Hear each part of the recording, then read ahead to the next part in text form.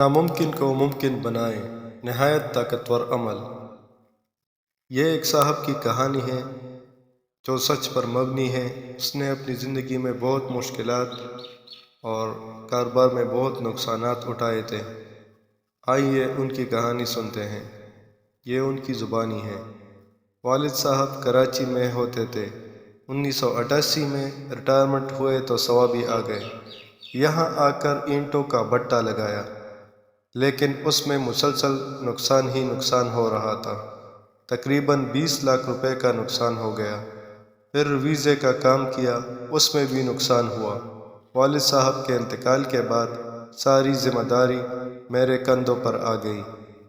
میں نے 7 سال ملازمت کی اور ساتھ اپنی پڑھائی بھی مکمل کی۔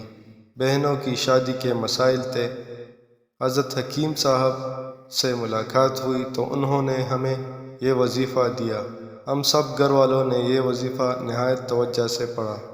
قرضوں کی ادائیگی، مشکلات کے حل اور مشکل کاموں کی آسانی کے لیے بہت ہی زبردست چیز ہے۔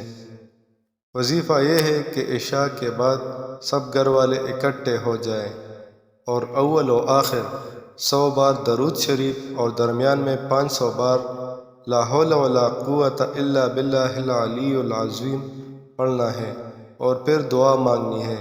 یہ ناممکن کو ممکن کرنے والی بات ہے۔ بہت ہی زبردست ہے۔